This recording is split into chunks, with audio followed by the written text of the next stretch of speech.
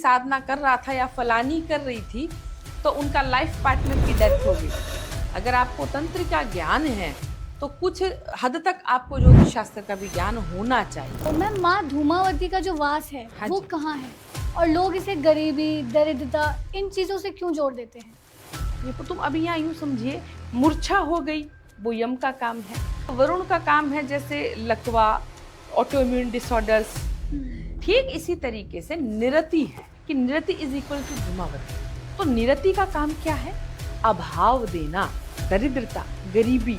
आज गाँव में जाओ, सेठों की बिल्डिंगें जो है, बड़े बड़े कोठियां, खंडर पड़े हैं, वहां किसका वास हो गया? धूमावती का। ये लक्ष्मी की बहन है, अलक्ष्मी।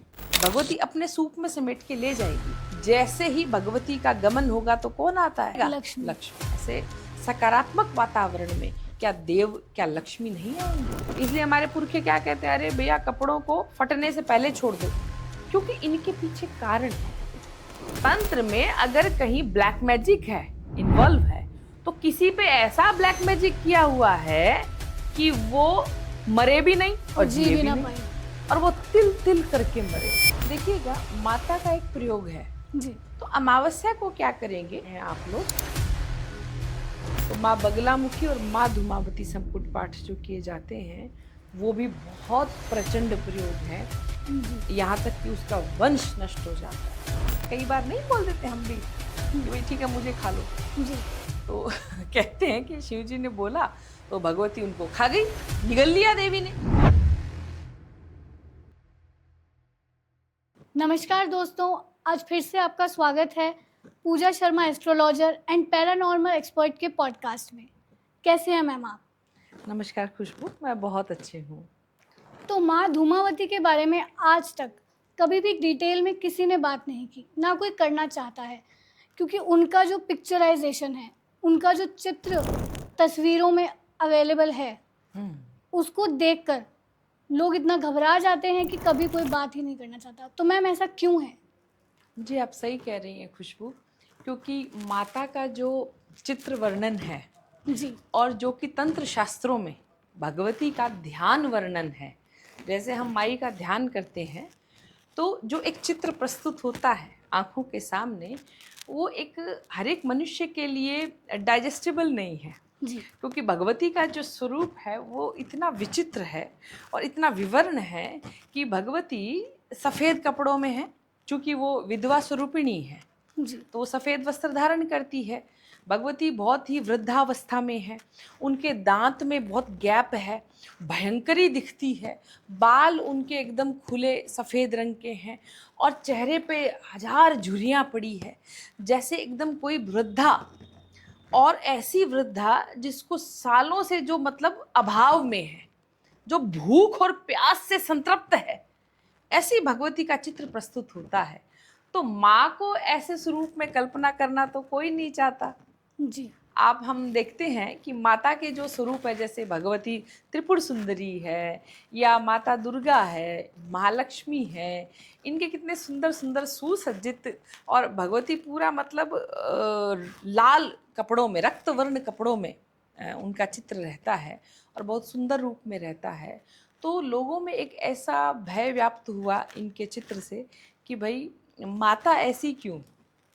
तो ये धारणा, ये अवधारणा मैं कहूँगी जो भ्रांतिपूर्वक है, परंतु जो माई के इस स्वरूप के पीछे का भेद है वो आज हम इस पॉडकास्ट में जानेंगे। जी मैम, तो ऐसा भी है कि लोग इतना घबराते हैं, इतना डरते हैं। अगर हम आज यहाँ बात कर रहे हैं तो क्या ऐसा हो सकता है कि हमें कुछ ऐसी एनर्जी फील हो?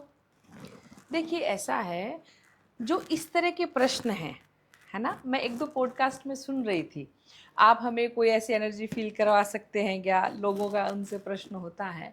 तो पहले तो हम सब एक बात जान लेते हैं, ये भगवती कोई भूत प्रेत तो है नहीं, जी। है ना, जो ऐसे हवा से आएगी और कुछ नहीं।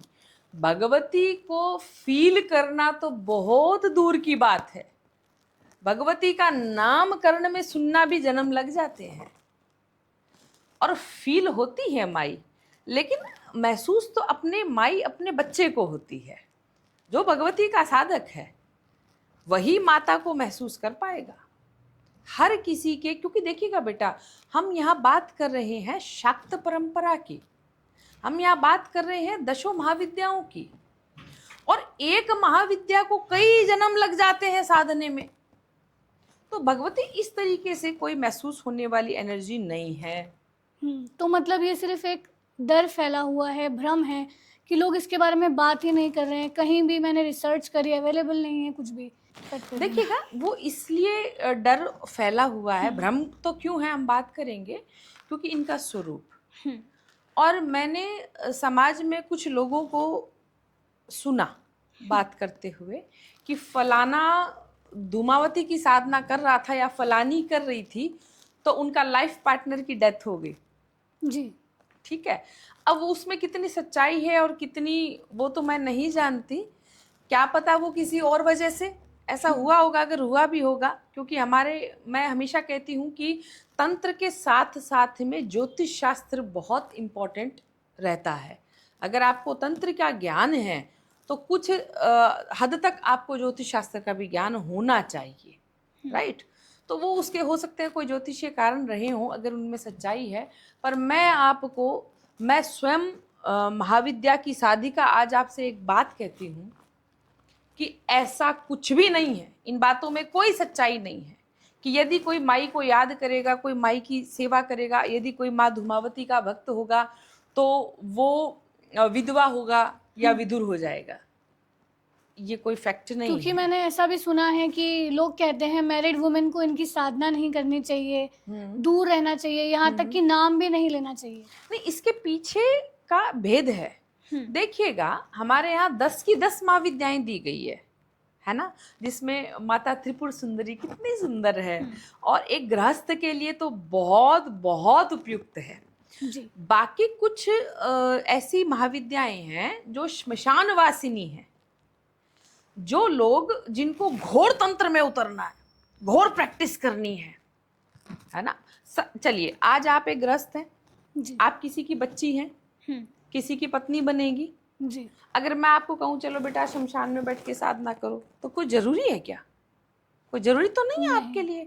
आप मुझे कहोगे कि मैम देखिए मैं गृहस्थ हूँ, तो मुझे गृहस्थ की तरह आप कोई माता की साधना दे दीजिए ताकि मेरी गृहस्थी बढ़े, है ना, हमारे घर में कोई अभाव नहीं रहे, हमारा वंश बढ़े। तो ऐसी महाविद्याएं हैं ना बेटा, नव दुर्गाएं हैं ना, लेकिन हर व्यक्ति का टेस्ट अलग होता है जी। है ना।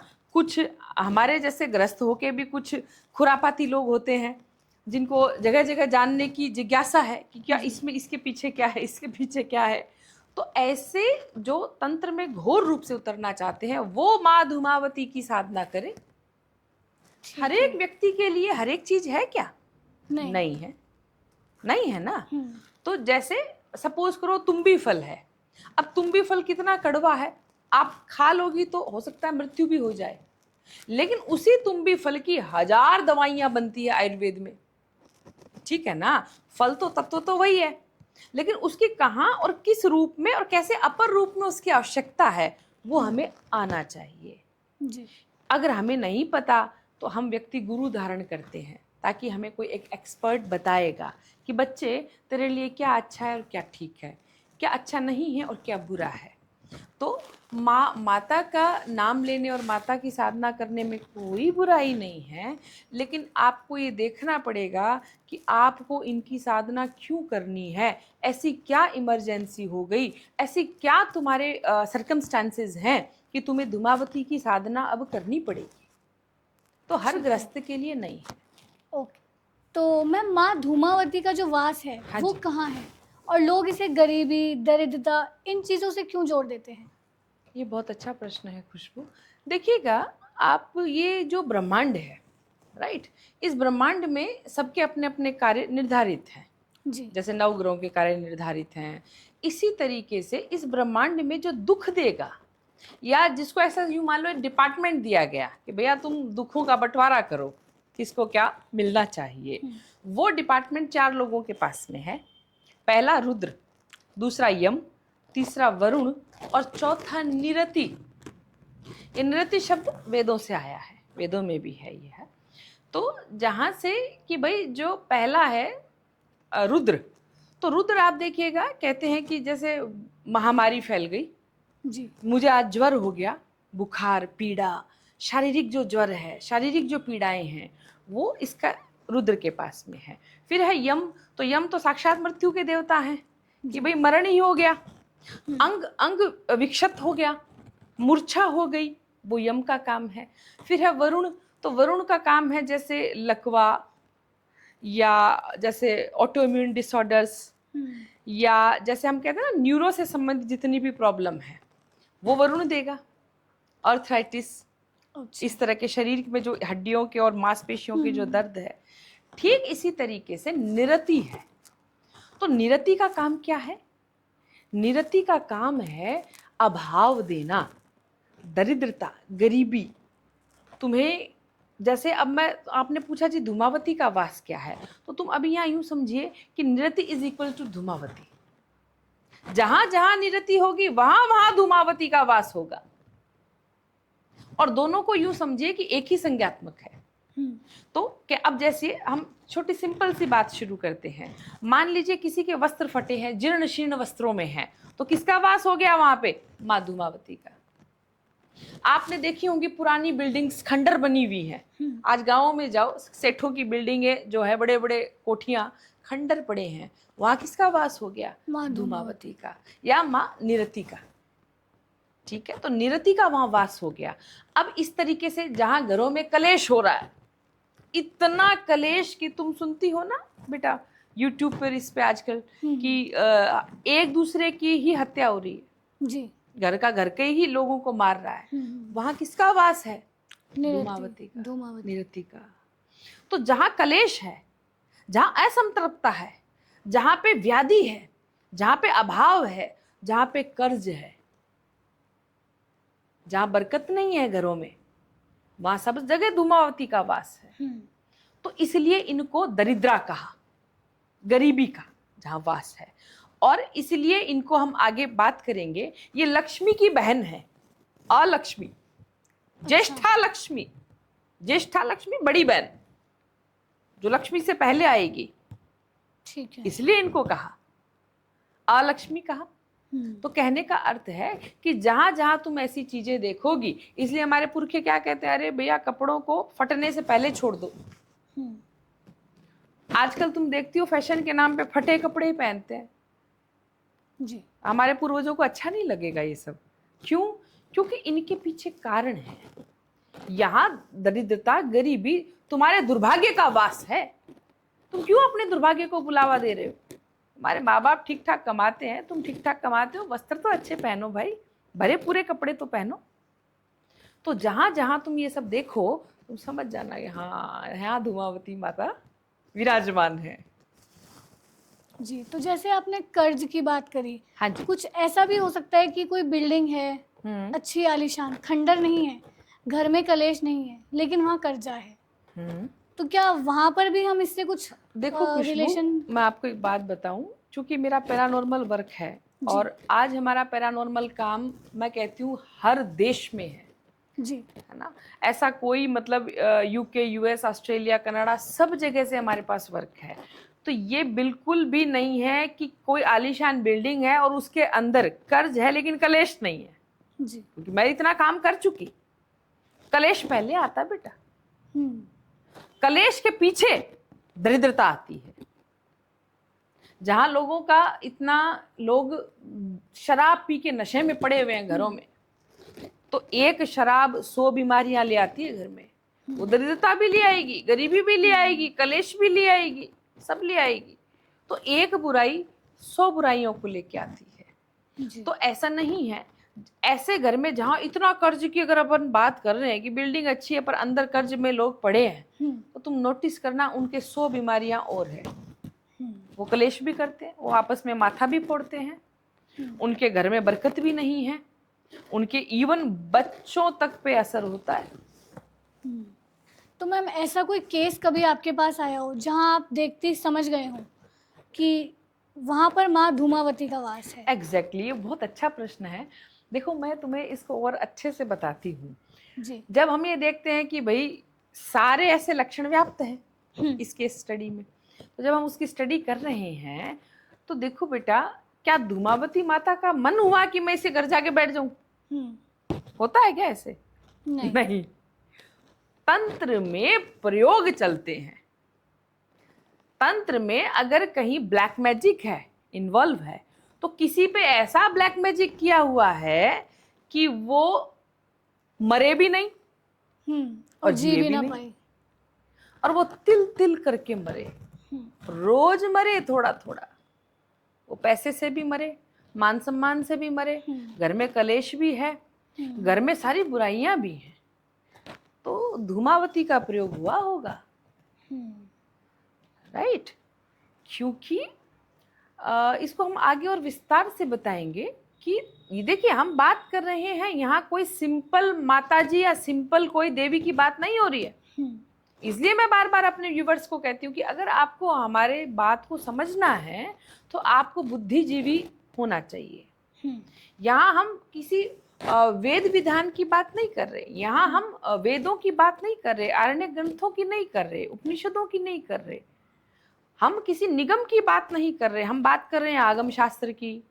और आगमों में प्योर तंत्र है, और तंत्र का एक पार्ट है कि भाई षड क्रियाएं, जो षट क्रियाएं हैं, मारण मोहन वशीकरण उच्चाटन, इस तरीके से, तो उसमें इन भगवती के प्रयोग सामने वाले को टारगेट करके किए जाते हैं, उसके बुरे दिन लाने के लिए। ठीक है, तो हाँ, हो सकता है उस पर किसी ने ऐसा प्रयोग किया। तो ऐसे हम केस जब करते हैं तो कुछ केसेस में धूमावती प्रयोग निकले। ऐसा कोई जो आपको याद हो कि जिनकी हालत इतनी बुरी थी, उन्हें खुद समझ नहीं आ रहा था कि क्या बिगड़ रहा है, क्यों बिगड़ रहा है? खुशबू, याद हो नहीं, ऐसा केस पर डे आता है, पर डे 2 से 3 संख्या में। मतलब जो जांच है वो तो अनगिनत है हमारी, जो हमारी एक पैरानॉर्मल जांच होती है वो तो कितनी भी आती है जी। पर अगर हम केस कर रहे हैं तो 2 से 3 केसों में ये सारे लक्षण व्याप्त होते हैं। फिर जब आप उसमें बारीकी से जाओगे तब आप उसको खोज करके लाते हो कि एग्जैक्टली इस बंदे के साथ क्या हुआ होगा। और हमारे यहाँ भगवती साक्षात है, गुरु गोरक्षनाथ साक्षात हैं, तो वे स्वयं बताते हैं कि भाई किसी के पूर्वजों में, किसी की फैमिली में, वर्तमान में, भूतकाल में क्या घटना घटित हुई, तभी हम उन कारणों को निकाल कर अगले का ट्रीटमेंट कर पाते हैं। जी मैम, पूरे ब्रह्मांड में प्रत्येक महाविद्या का एक विशेष महत्व है। जी, तो माँ धूमावती से हम क्या समझे? जी देखिएगा, जैसे आपने अगर थोड़ा बहुत ज्योतिष का ज्ञान है तो मूल नक्षत्र सुने होंगे। 6 मूल नक्षत्र होते हैं, और अगर किसी बालक का जन्म मूल नक्षत्र में हो जाए तो फिर मूल नक्षत्र शांति आवश्यक है। आप ब्राह्मण से सुनते हैं कि भाई इसकी तो अब मूलों की शांति कराओ। तो ठीक इसी तरीके से एक मूल नक्षत्र 6 में से है ज्येष्ठा मूल नक्षत्र, क्योंकि 6 में से भी 3 मूल नक्षत्र बहुत भारी हैं। अब इनमें कोई बच्चा पैदा हो गया तो ऐसे कहते हैं ये अपने रिश्तेदार पे या खुद पे या माता पे, पिता पे भारी हो सकता है। भारी कहने का अर्थ कष्ट मिल सकता है।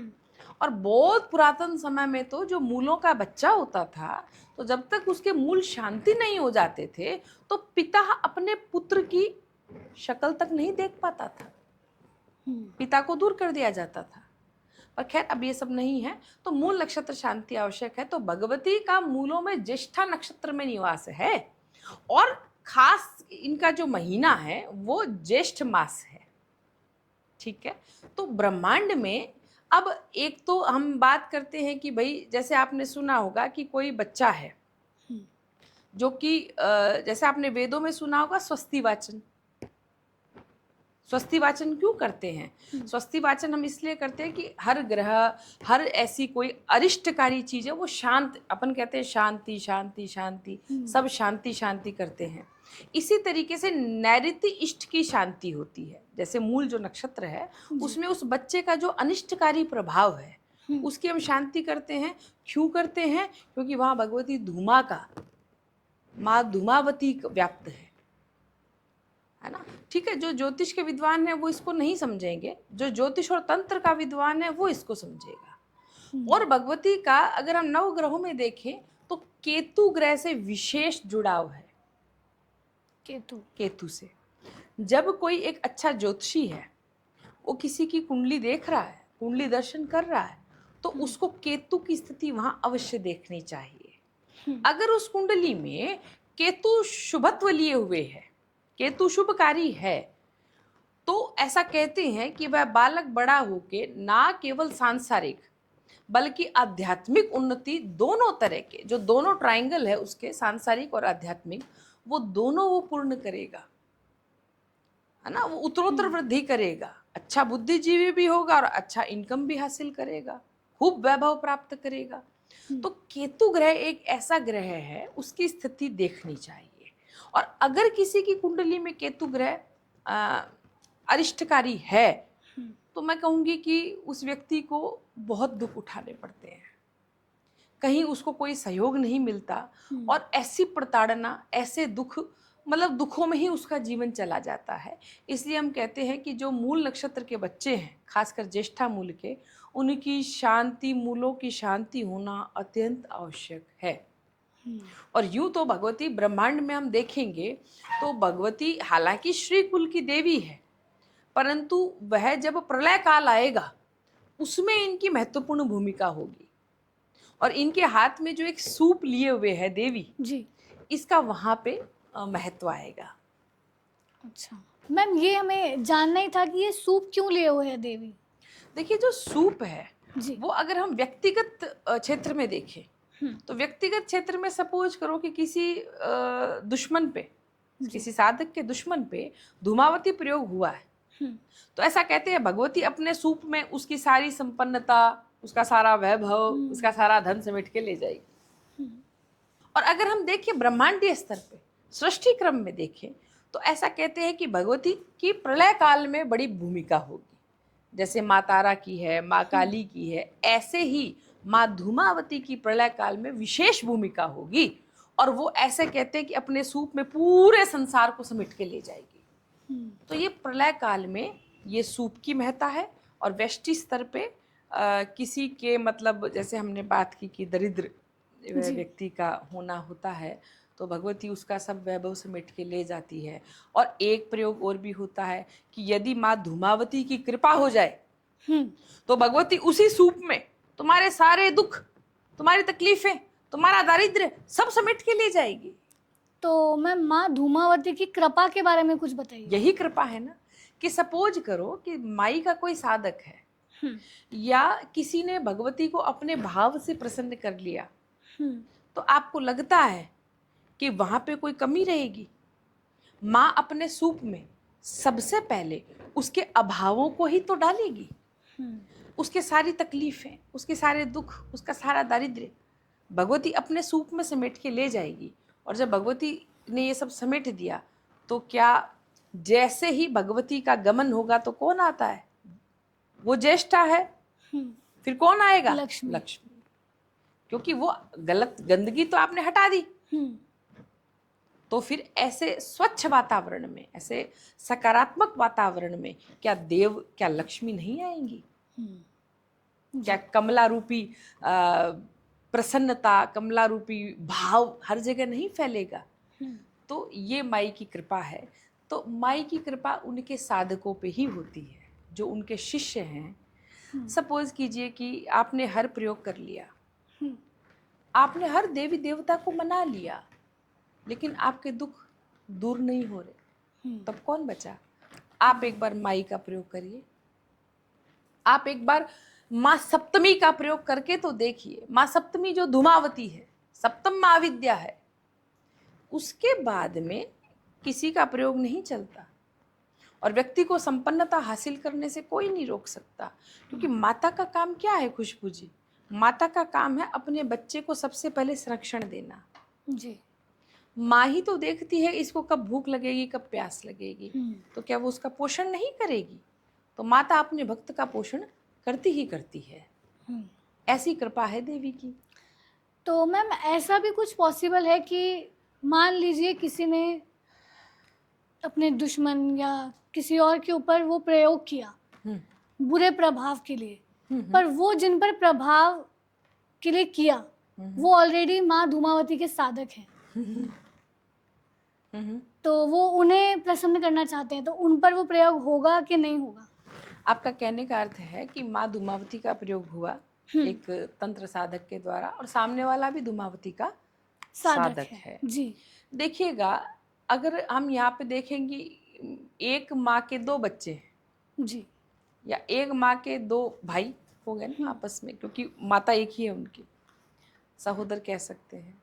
तो ये जो महाविद्याएं हैं ये चेतन स्वरूप है, इनके अंदर कॉन्शियसनेस है और ये जानती हैं कि कौन मेरा सच्चा साधक है। अगर वो कोई दिखावे के लिए है, जैसे आपने किसी को भूत प्रेत छोड़ा, उसको कोई मतलब नहीं है, वो तो तहस नहस करके आएगा ही आएगा, उसका न कोई माही है, न कोई बाप है, न कोई बेटा है। लेकिन ये भगवती ऐसे थोड़ी है कि आपने हर किसी पे चला दी। और अगर सामने वाला सच्चा साधक है, अगर सामने वाला निर्दोष है, तो क्या धूमावती पलट के तुम्हें ही नहीं खा जाएगी? जी तो माता को हम समझ क्या रहे हैं? और आपके इस प्रश्न से मैं हमारे समाज को भी अवगत करा दूं जी कि माता का प्रयोग करने से पहले 1000 10,000 बार सोचें कि कहीं तुम निहत्थे निर्दोष पे तो कुछ नहीं कर रहे हो। तुम्हारी 7 पीढ़ियां खत्म कर देगी माता।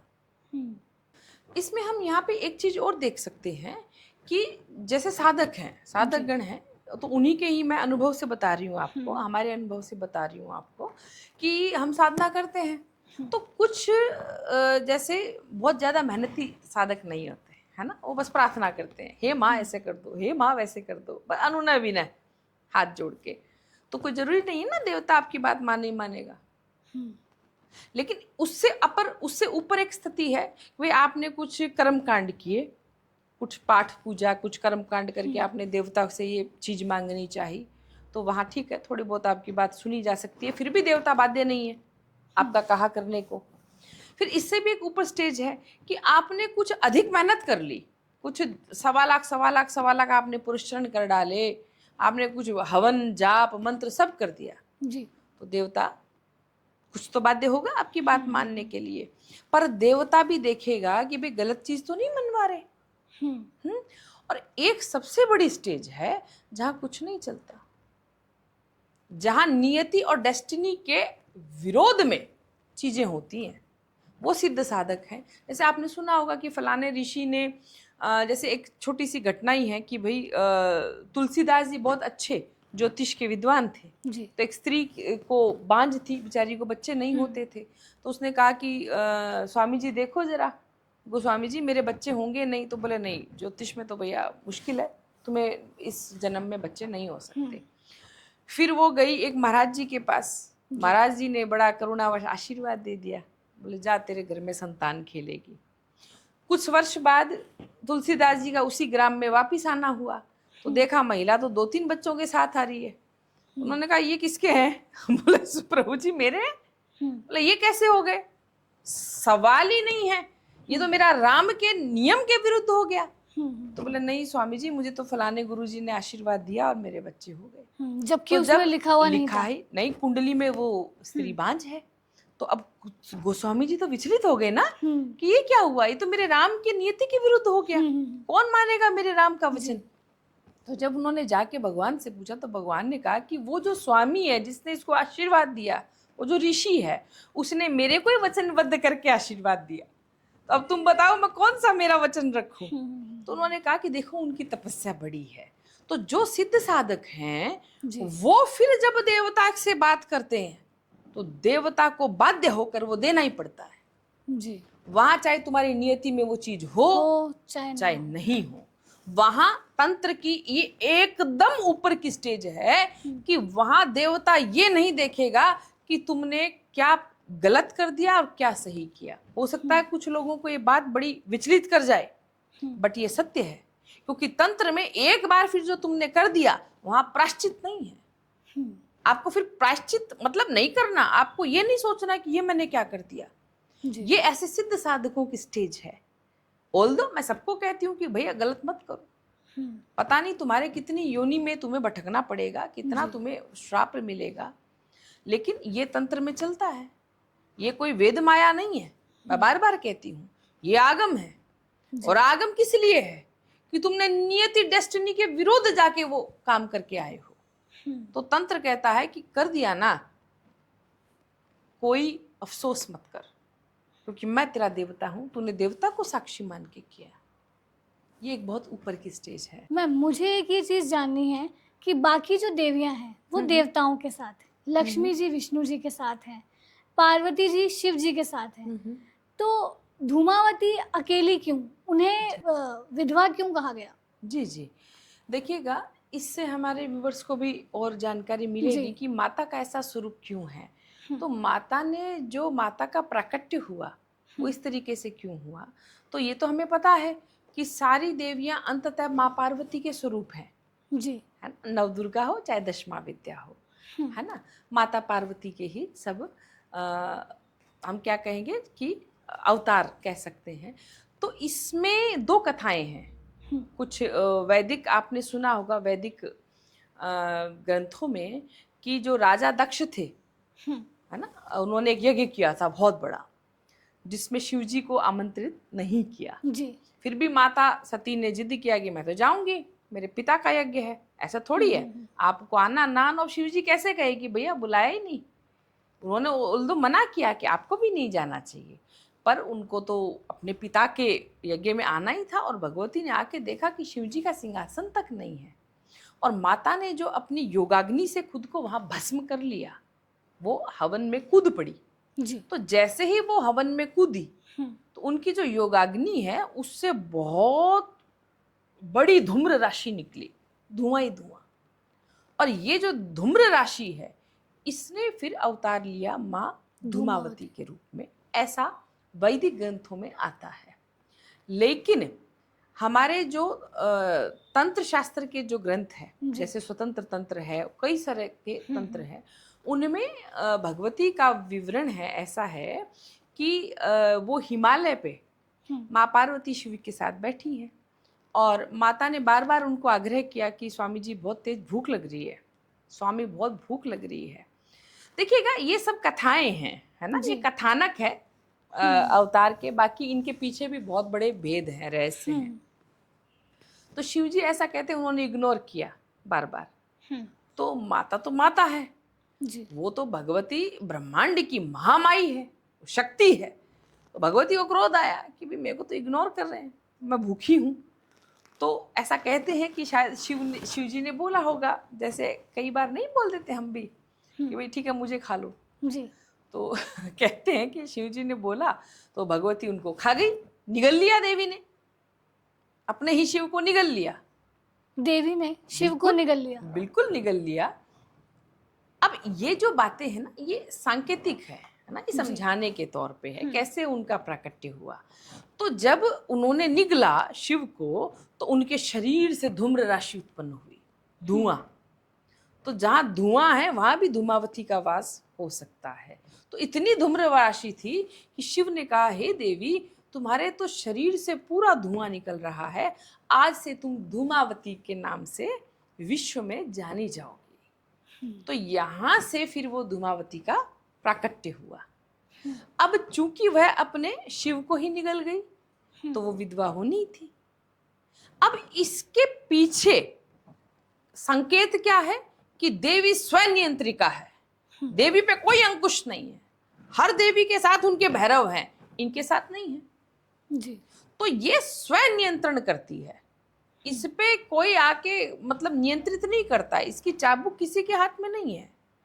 ये तो देवी अपने हिसाब से करती है, अपने हिसाब से चलती है, अपने हिसाब से निर्णय लेती है, इसलिए इनके शिव नहीं है।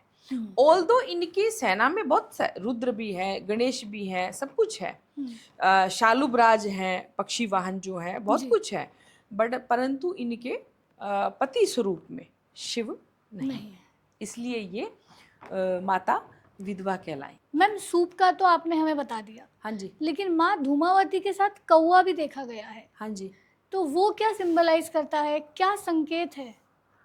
ठीक है।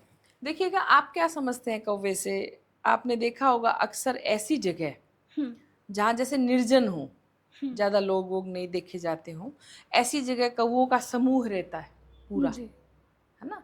कौवा बहुत कम सोशल होता है, वो सोशल प्राणी नहीं है, हम्म, वो निर्जन वन या निर्जन जगह ही बैठेगा। हम्म, ठीक है, एक अगर आप ये श्राद्ध पक्ष की बात छोड़ दें, अदरवाइज वो सोशल नहीं है। हम्म, जैसे आपका चिड़िया है, मैना है, तोता है, ये फिर भी दिख जाएंगे आपको आपके घरों में, जी, लेकिन सोशल नहीं है, वो अलग ही रहता है। दूसरा तो निर्जनता जहाँ है, और तीसरा कि भाई वो शोक का प्रतीक है ना। काँव काँव काँव उसकी इतनी ना तो मतलब कानों में वो प्रिय नहीं है, शोक का प्रतीक है।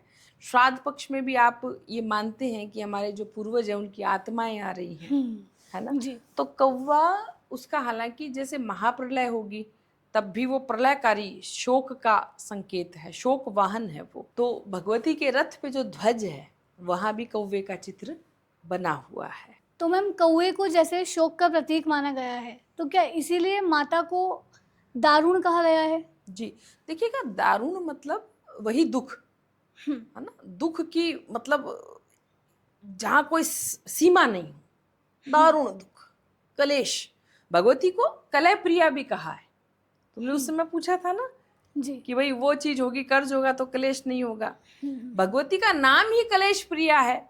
वो जहां पांव रखेगी सबसे पहले बिड़वाएगी, हम्म, सबसे पहले कलेश होगा। दारुण मतलब भयंकर दुख देने वाली। तो हाँ, कौवा शोक का प्रतीक है, इसीलिए प्रतीक है। तो जहां इनका वास होगा वहां ये सब बुराइयां अपने आप आ जाएंगी। कोई माँ की साधना करना चाहे तो ब्रह्मांड में माँ का जो काल है साधना करने का, वो बेस्ट काल क्या है?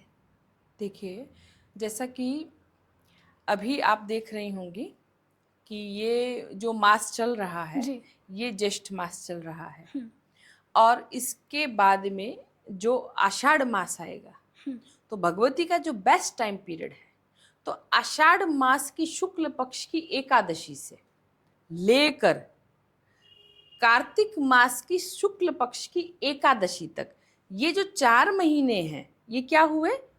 चातुर्मास। हम्म, और चातुर्मास का जो टाइम है वो भगवती का बेस्ट टाइम पीरियड है साधना करने का, इनकी कृपा प्राप्त करने का, चातुर्मास का। अब चातुर्मास में क्यों जोड़ा इनको?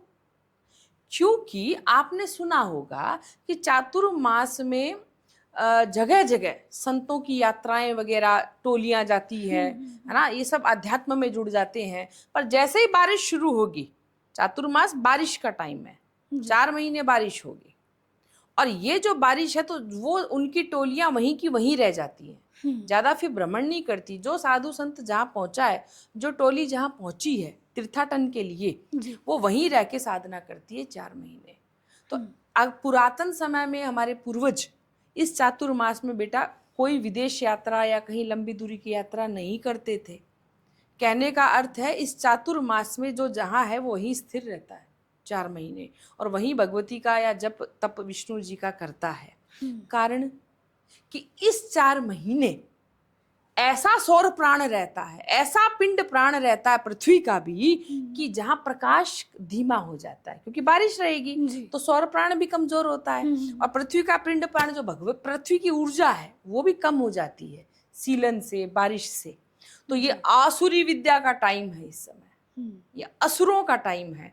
इस चातुर्मास में सारे मांगलिक कार्य बंद हो जाते हैं, जी, विवाह क्या, गृह प्रवेश क्या, यज्ञोपवीत क्या। अब ये तो खैर कलयुग है, यहाँ तो सब कुछ होता है, वो एक अलग मैटर है, ठीक है। लेकिन चातुर्मास में सभी मांगलिक कार्य बंद हो जाते हैं, और भगवती धूमावती का एक नाम है अमंगलकारी, क्योंकि आसुरी प्राण इतना ज्यादा होता है पृथ्वी पे इन 4 महीने चातुर्मास के टाइम। ये धूमावती की साधना का बेस्ट टाइम है। और जब जैसे हमने कहा जी कार्तिक मास की शुक्ल पक्ष की एकादशी तक, अब आप नोट करो, आपको कुछ अगर याद आ रहा हो तो, जैसे ही हमने कार्तिक मास कहा तो कार्तिक मास की कृष्ण पक्ष की चतुर्दशी, कार्तिक मास की कृष्ण पक्ष की चतुर्दशी क्या है? कुछ याद आ रहा है तो? दिवाली से एक दिन पहले का दिन, नरक चतुर्दशी। आप कहते हैं ना जी, नरक चतुर्दशी, वो चतुर्दशी कार्तिक मास की कृष्ण पक्षी बेटा नरक चतुर्दशी है। और नेक्स्ट डे दिवाली होती है, जी। अमा को, अमावस्या को। हम्म, तो ये जो दिन है नरक चतुर्दशी, ये भगवती का अंतिम दिन है सौर प्राण में, पृथ्वी के क्यों? क्योंकि आप नरक चतुर्दशी को ये प्रार्थना करते हैं कि हे भगवती, अपने सूप में मेरे घर के सारे दुख दारिद्र्य, मेरी गरीबी अभाव सब समेटो और जाओ। और दूसरे दिन आप किसको बुलाते हैं? लक्ष्मी जी को। रोहिणी रूपा भगवती कमला लक्ष्मी का जी। हम आह्वान करते हैं कि हे माता अब आप आओ। हम्म, तो सब कुछ साइंटिफिक है ब्रह्मांड में, सबका टाइम काल निश्चित है। जी। तो भगवती का ये बेस्ट टाइम चल रहा है। अभी जैसे चातुर्मास शुरू होगा जी। नेक्स्ट मंथ, तो यहाँ से आप साधना करिए देवी की। मैम, मेरा एक और प्रश्न है कि कोई आम आदमी है, सपोज कीजिए जैसे मैं हूँ, हाँ हाँ, अब मुझे नहीं पता कौन कैसा है दुनिया में, अगर मुझे कभी ऐसा फील हो, लो एनर्जी या कुछ ऐसी वाइब्स आए, तो एक आम आदमी इनके प्रकोप से कैसे बच सकता है? माता के जी।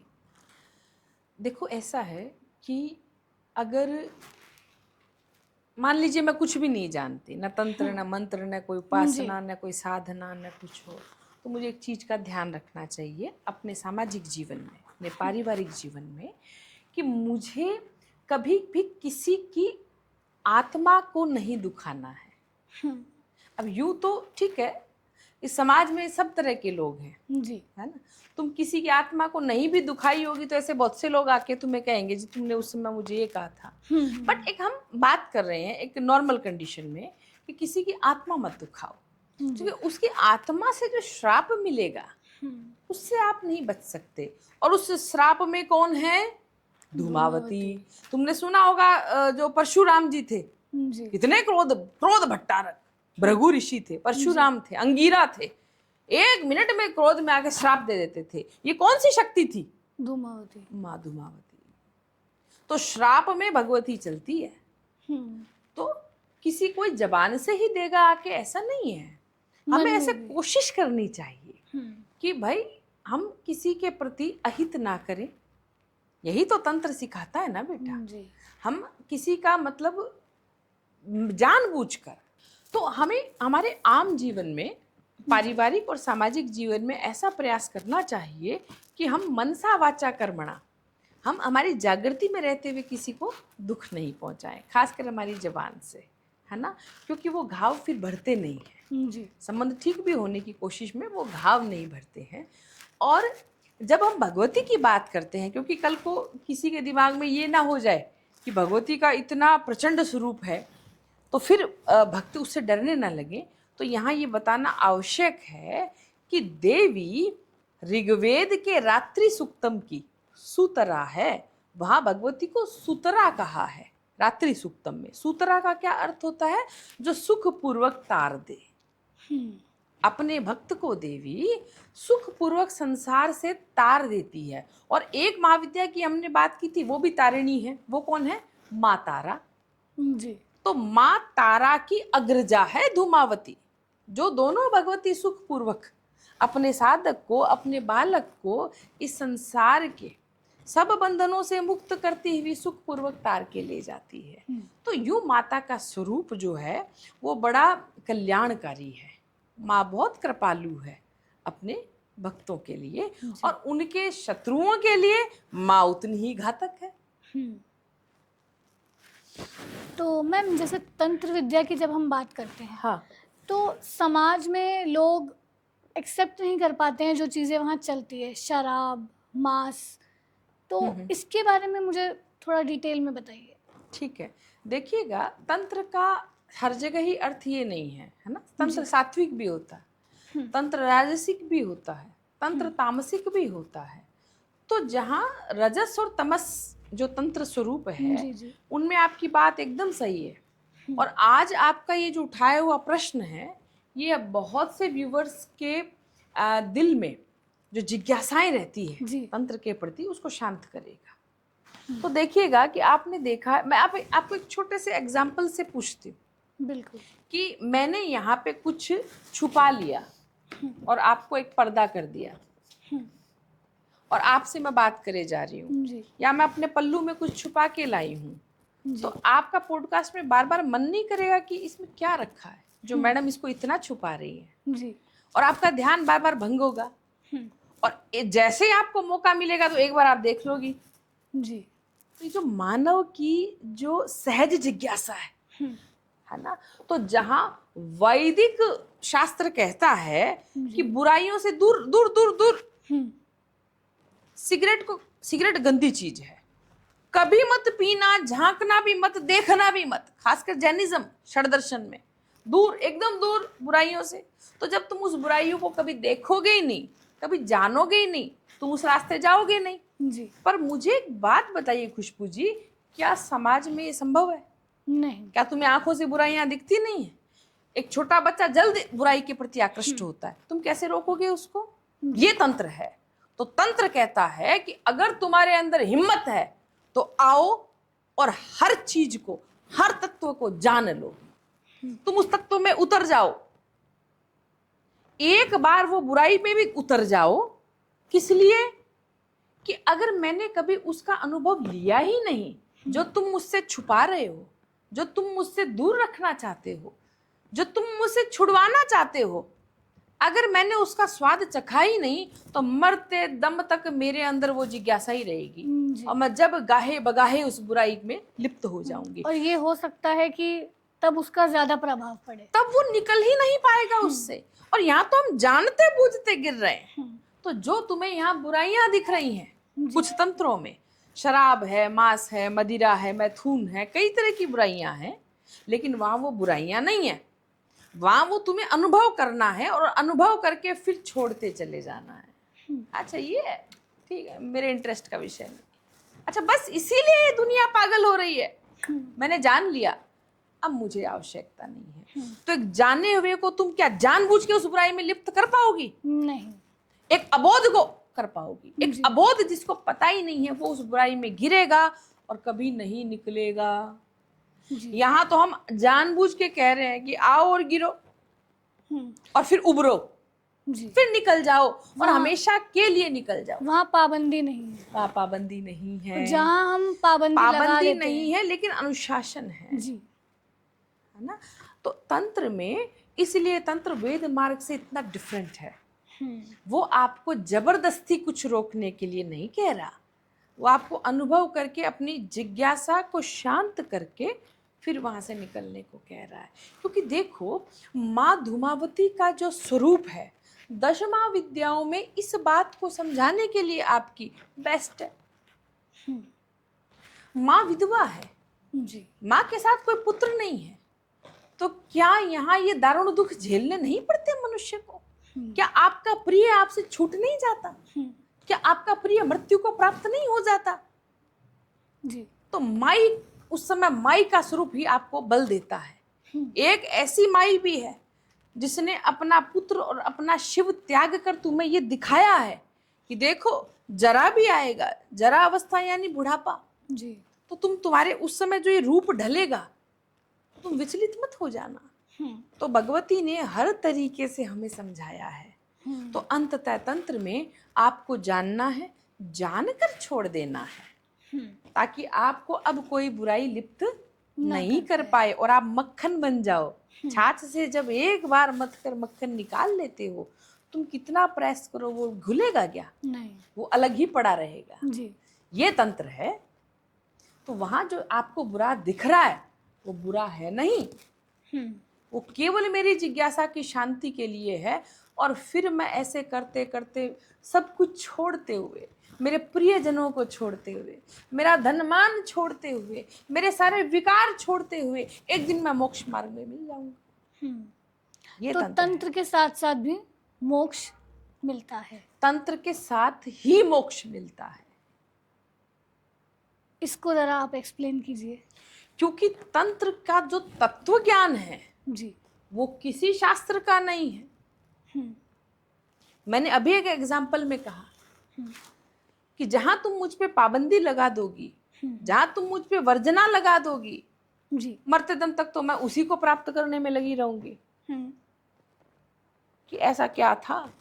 जी यहाँ तो कोई वर्जना नहीं है। कोई पाबंदी नहीं है। यहाँ तो एक शुद्ध चेतनशील मनुष्य की आवश्यकता है, जिसके चेतना के दरवाजे खुले हुए हों। और ये 10 महाविद्याएं, दसों की दसों मनुष्य को मोक्ष तक ले जाने के लिए है, जिसमें साक्षात भगवती त्रिपुर सुंदरी का स्वरूप है कि माई एक ही जन्म में भोग भी करा देती है, मोक्ष भी करा देती है। माई का साधक के पास क्या क्या कहाँ से आता है साधक को ही पता नहीं, इतना भोग करता है वो। भोग से जब वो संतृप्त, जब वो तृप्त हो जाता है जी। एक बात बताओ, अगर किसी के पास कुछ है ही नहीं, एक भिखारी को तुम क्या मोक्ष में ले जाओगी? एक धाए धापे को ही तो ले जाओगी, जिसका पेट भरा हुआ है, जिसने सब कुछ देख लिया दुनिया के रंग, उसकी संभावना है कि वो मोक्ष में जाए। एक अभाव में पड़े हुए को तुम कहाँ से मोक्ष दिला दोगी जी? ये तंत्र है। मैम, आप तो खुद एक तंत्र के साधक हैं, तो माँ के जो प्रयोग होते हैं, क्या वो इतने शक्तिशाली होते हैं, इतने सटीक होते हैं कि उनका कोई तोड़ नहीं है?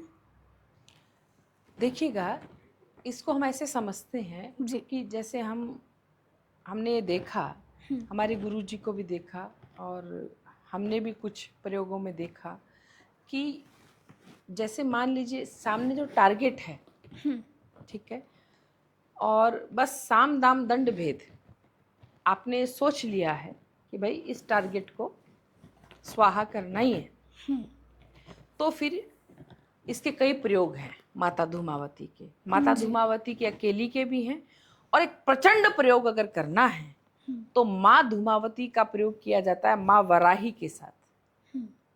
वाराही और धूमावती संपुट पाठ से ऐसा कोई सामने टारगेट नहीं हो सकता कि फिर वो स्वाहा नहीं होगा। ऐसा होगा कि भाई उस व्यक्ति को जिस पे आपने प्रयोग करवाया है या कर दिया, उस व्यक्ति को अपना वहाँ से रास्ता या अपना घर मकान दुकान छोड़कर पलायन ही करना पड़ेगा, और क्या पता वो दुनिया ही छोड़ दे जी। तो इसी तरीके से माँ धूमावती के प्रयोग किए जाते हैं माँ बगलामुखी के साथ में, है ना। तो माँ बगलामुखी और माँ धूमावती संपुट पाठ जो किए जाते हैं वो भी बहुत प्रचंड प्रयोग है।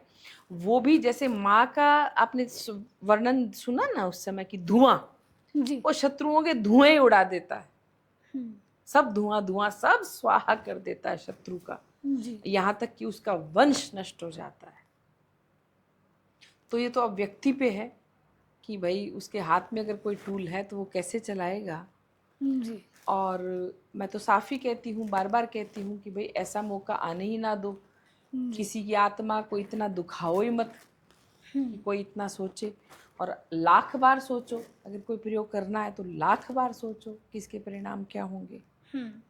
क्योंकि अगर किसी सही व्यक्ति पर प्रयोग किया गया बिल्कुल तो भुगतना आपको उसको नहीं पड़ेगा। एग्जैक्टली जी। क्योंकि माँ धूमावती के बारे में जितना आज मैंने जाना, वो अगर दुख और एक डिप्रेशन को शो कर रही हैं, पर वो आपने बताया सूप के थ्रू आपके दुख को लेकर भी जाएगी, क्योंकि जैसा दोनों ही बातें हैं शुरू में व्यक्त किया कि ब्रह्मांड में दुख बांटने का डिपार्टमेंट 4 के पास है, तो जो चौथी निरति है बेटा, वो निरति जन्य जो भी दुख है वो किसकी हिम्मत है वो अपने सूप में समेटेगी? माँ धूमावती। तो एक्चुअली माँ धूमावती निरति जन्य दुखों को समेटने, खत्म करने, उनका निवारण करने के लिए है, तो वो उसका एंटी प्रयोग है जी। ठीक है। तो मैम दतिया में माँ बगलामुखी का जो मंदिर है, वहाँ धूमावती का भी एक मंदिर है, और वहाँ तो साफ साफ लिखा हुआ है कि सुहागने वहाँ दर्शन नहीं कर सकती। तो इस विषय में थोड़ा प्रकाश डालिए। ठीक है। अच्छा, देखिएगा, जो पीताम्बरा पीठ है दतिया में, माँ बगलामुखी का जो मंदिर है, उसमें कई और भी छोटे छोटे मंदिर हैं, है ना। तो वहाँ जैसे भैरव है, काल भैरव है, बटुक भैरव है, भगवान परशुराम का मंदिर है, शालूब राज हैं। तो वहाँ पे आप देखेंगे कि माँ धूमावती का भी एक मंदिर है, और जहाँ तक मुझे याद आता है कि मेरे ख्याल से वो एकमात्र मंदिर है इस तरीके से सार्वजनिक स्थान पे। तो अब देखिएगा, वहाँ की जो परंपरा है जी, वो परंपरा ही बोलेंगे हम, क्योंकि जहाँ की जो परंपरा है उसके लिए कोई प्रश्न उठाना नहीं चाहिए। वो उस स्थान की परंपरा है और परंपरा बहुत सोच समझ के रखी हुई होगी। जी। तो अगर खाली मैं उस मंदिर के विषय की बात करूं तो वहाँ के जो स्वामी जी महाराज थे, है ना, उनका नाम लेना ही बहुत बड़ी उपलब्धि है। तो वहाँ जो स्वामी जी महाराज ने ही हो सकता ये परंपरा रखी थी और उन्हीं के द्वारा ये सब मंदिर बनाए हुए थे। तो अब कहने का अर्थ है शनिवार को, जी। केवल सैटरडे को सुबह की पूजा और शाम की पूजा के समय दर्शन के लिए वो खुलता है, बाकी दिन नहीं खुलता। पूजा तो होती है माँ धूमावती की सुबह शाम, लेकिन यात्रियों के लिए और लोगों के लिए वो शनिवार को दर्शन को होता है। और सुहागन औरतों के लिए अगर वहाँ ये परंपरा स्वामी जी महाराज ने रखी है तो रखी है, बहुत सोच समझ के ही रखी होगी। तो इस विषय में हम कुछ भी नहीं कहना चाहेंगे। बाकी हमने अभी जो माता का जो स्वरूप पढ़ा जी। उसमें हम कहीं भी ऐसा नहीं है कि भाई कोई दर्शन ना करे, वो माँ है ना। तो माँ की उपासना भी कर सकते हैं, दर्शन भी कर सकते हैं। लेकिन बहुत पहले हम दोनों ने एक बात रखी थी कि हर चीज हर व्यक्ति के लिए तो नहीं है। जी। अगर आप गृहस्थ हैं तो आप माता तो एक ही है ना, दशमा विद्याएं आखिर तो एक ही है ना, महामाया भगवती पार्वती एक ही तो हैं। तो उनका जो श्रेष्ठ सौंदर्यात्मक स्वरूप है हम उसकी उपासना कर लें। तो हम सबको कहते हैं, हमारे विभिन्न रील्स और पॉडकास्ट के माध्यम से लोगों को हम कहते हैं कि आप ललिता सहस्त्र नाम जरूर किया करें। भले ही आप दीक्षित हैं, भले ही आप नहीं हैं, दीक्षा बाद में ले लीजिएगा।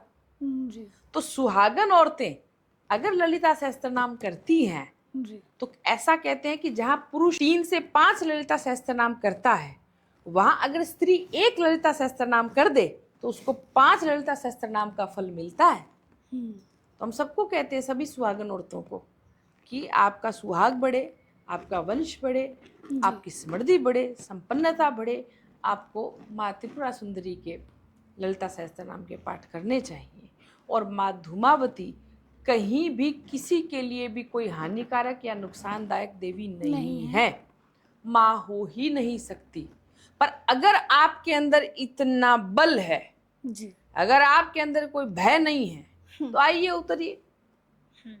और अगर वो लोग मेरी बात सुन रहे हैं जिनके पास अब खोने को कुछ है ही नहीं, तो आइए उतरिए इस साधना में। कीजिए श्मशान में भगवती की घोर साधना कीजिए। भगवती क्या नहीं देती? जिसका सब कुछ लुट गया उसको भगवती सब कुछ देती है। तो माता कृपालु है, कल्याणकारी है। तो मैम एक कोई ऐसा प्रयोग बताइए ना, आज आपने माँ धूमावती का इतना कल्याण पूर्वक रूप बताया, इतना डिटेल में हमें समझाया, सारा भय सब गायब हो गया। तो ऐसा कोई प्रयोग बताइए जो हमारे व्यूअर्स भी देख रहे हैं और जो आम आदमी घर में आराम से उसे कर पाए। ठीक है, देखिएगा, माता का एक प्रयोग है जो विशेषकर तो जो हमारी, मैंने कहा जी, नरक चतुर्दशी वाला जो दिन है उस दिन किया जाता है। बाकी दिनों में अगर आपको करना है तो आप अमावस्या को कर सकते हैं, किसी भी अमावस्या को। और ये वो व्यक्ति करेगा, कोई भी कर सकता है अपने घर में बैठ के, कहीं कोई दिक्कत नहीं है। क्यों? क्योंकि हमने कहा कि ज्येष्ठा लक्ष्मी है। तो ज्येष्ठा लक्ष्मी को ही आप प्रार्थना कर सकते हो ना कि मेरे भाई तू अपने सूप में सारे दुख दरिद्रता लेके चली जा माई, और मेरे शत्रु के घर निवास कर, तू श्मशान में निवास कर, मेरे घर से ये दुख ले जाओ माई। तो माई लेके जाती है सूप में। तो अमावस्या को क्या करेंगे, जो सभी सुन रहे हैं आप लोग, एक नमक आता है जो समुद्री नमक आता है, मतलब टुकड़ों में आता है, वो छोटे छोटे पीसेस होते हैं उसके। हाँ, वो आप ले आइए और एक दोने में, कागज के दोने में या एक कटोरी में उसको भर लीजिए। ठीक है, भर के जैसे आप अपने मंदिर स्थान पे बैठे हैं, माई जहाँ भगवती आपकी जो भी घर में ठाकुर जी हैं या जो भी भगवान हैं, वहाँ बैठ जाइए। और वो जो बाउल है वो आप अपने पीठ के पीछे रखेंगे। ठीक है, अपने सिर के पीछे रख दीजिए और यहाँ बैठ के माँ धूमावती का ध्यान करेंगे। और अगर आप दीक्षित साधक हैं, अगर आपके पास माँ धूमावती का मंत्र है तो आप एक माला जप भी लेंगे। मान लीजिए आपके पास तो कोई मंत्र नहीं है, जी तो आप केवल माँ का स्वरूप ध्यान करेंगे। आजकल तो गूगल पे और सब उपलब्ध है, माँ का जी। स्वरूप आ जाएगा। जी। सिंहासन, माँ भगवती रथ पर बैठी है, काक ध्वजा पे, और वही विवरणा विदरणा, जैसे हमने विवरण किया, जी भयंकरी। तो माँ का स्वरूप ध्यान करिए और माँ से प्रार्थना कीजिए कि हे माई, तुमसे बड़ा कौन है सारे दुख दरिद्र हटाने में। तो आज के दिन मैं तेरे पाँव पड़ता हूँ, तू मेरे घर से अपने सूप में सब समेट ले गंदगी, सारे तंत्र मंत्र गलत चीज़ें, मेरा दुख दारिद्र्य, मेरा अभाव, मेरा जो भी आप कर्ज, हे माई कुछ मेरे रास्ते खोल। और 2-5 मिनट वहाँ बैठे रहिए। जी। और मैंने कहा अगर आपके पास मंत्र है तो अवश्य कीजिए, ठीक है। उसके बाद में उठिए, वो नमक लीजिए और जी। अपने सिर पे से 7 टाइम उसको घुमाइए, उतारा करके। वो नमक आप किसी श्मशान में रख के आइए। जी। अगर आपका इतना भी कलेजा नहीं है, शमशान में नहीं जाना है, तो आप किसी चौराहे या तिराहे पे रख दीजिए, जी। ठीक है। वहाँ रख के देखना नहीं है पीछे मुड़ के, बस आ जाइए कि भाई मैंने यहाँ सब छोड़ दिया है, अपने घर की गलत चीज़ें। वापिस आएंगे, स्नान करेंगे, स्नान करके बढ़िया रक्त वर्ण कपड़े पहनिए जी। और माता लक्ष्मी की आरती करनी है। ठीक। और अगर कोई लक्ष्मी का मंत्र आप जानते हैं, श्री का, कमला का, तो एक माला उसको जपिए और माँ से प्रार्थना कीजिए, माँ अब आप मेरे घर पधारिए। ये प्रयोग कोई भी कर सकता है अपने घर में बैठ के, बिल्कुल हानि रहित है।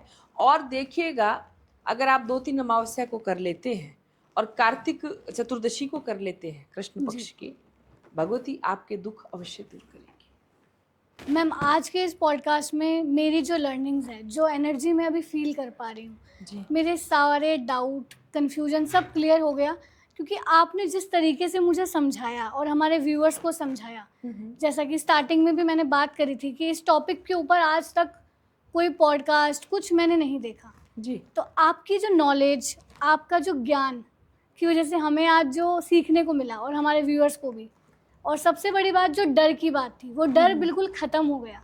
जी, उसके लिए मैं आपको दिल से थैंक यू बोलना चाहूँगी और हमारे व्यूअर्स को भी थैंक यू बोलना चाहूँगी कि वो अभी तक यहाँ बने रहे और सब्सक्राइब करें, शेयर करें और लाइक करें, और अपनी फैमिली के साथ भी शेयर ज़रूर करें, ताकि उनका भी जो डर है, जो डाउट्स हैं, सब क्लियर हो। और मैम की जो नॉलेज है, रियल बातें हैं, जो केस स्टडीज़ है, वो हर किसी तक पहुँचे।